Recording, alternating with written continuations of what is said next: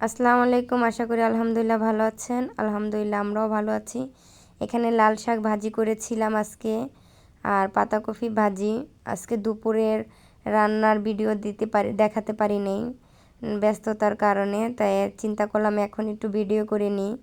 তাই যে দুপুরবেলা পাতাকপি ভাজি আর এসে লাল শাক ভাজি ছিল, আর এই যে ভাতও এখন রান্না করে নিচ্ছি। তৈরি তরকারি বিকালে গরম করে এখন বাচ্চাদের জন্য নাস্তা বানাবো। তো এখানে নিয়ে নিচ্ছি পাতাকপি ভাজির মতন কুটে ধুয়ে সুন্দর করে পরিষ্কার করে নিয়েছি। এখানে হলুদের গুঁড়া, মরিচের গুঁড়া দিচ্ছি, আর স্বাদ মতন লবণ, গরম মশলার গুঁড়া, কাঁচা মরিচ আর পেঁয়াজ কুচি, সামান্য কিছুটা পরিমাণ আদা রসুন বাটা দেব। এখন আমি এটা ভালো করে সুন্দর করে মাখিয়ে নেব। আর এটা বানাবো আমি আটা দিয়ে। আপনারা যদি চান তাহলে আটা, ময়দা, চালের গুঁড়া দিয়েও বানাতে পারেন। আমার কাছে আটা ছিল, তার জন্য আটা দিয়ে বানাচ্ছি। আর আমি অল্প অল্প করে দেব, সুন্দর করে একটা ড্রো বানিয়ে নেব। আর যাদের বাচ্চারা সবজি খেতে চায় না, তারা এই যেভাবে করে সবজি পকোড়া বানিয়ে দিলে অবশ্যই বাচ্চারা খাবে। যেখানে আমি কড়াইতে তেল দিয়ে দিয়েছি, কড়াইও গরম হয়ে গেছে। এখানে আমি তেল গরম হওয়ার জন্য বসিয়ে দিয়েছি, তেল হয়ে গেছে গরম।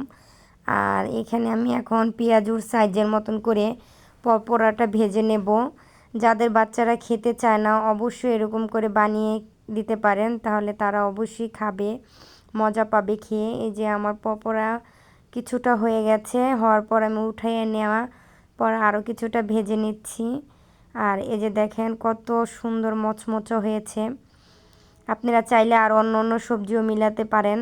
আমার কাছে শুধু পাতাকপি ছিল, তার জন্য আমি পাতাকপি দিয়ে করেছি। বটবটি, গাজর, ফুলকপি, সিম, তারপর আলু, এগুলো দিয়েও আপনারা বানাতে পারেন। খেতে অনেক মজা হবে। এই যে আমি আপনাদের খেয়ে দেখাচ্ছি, দেখেন কত সুন্দর হয়েছে। আর এটা আমাদের বাচ্চারা খুবই মজা করে খেয়েছে। আর বিকাল টাইমে শীতকালে এমন পকোড়া আর চা যদি হয় তাহলে তো অনেক মজা হয়। ভিডিওটা যে যেখান থেকে দেখতেছেন না কেন অবশ্যই লাইক, কমেন্ট, শেয়ার করতে ভুলে যাবেন না আপুরা, ভাইয়ারা। এই যে দেখেন ভাজা হয়ে গেছে, অনেক কিছুটা দিয়ে দিয়েছি বাচ্চাদের খাওয়ার জন্য, আর কিছুটা রয়েছে, সেটা আমরা এখন চা দিয়ে খাবো। চা ভিডিওটা আর আমি বড় করব না, যেহেতু অনেকখানি ভিডিও হয়ে গেছে। তাই আজকের মতন এখানেই। সবাই ভালো থাকবেন, সুস্থ থাকবেন, আমাদের জন্য দোয়া করবেন। আসসালামু আলাইকুম।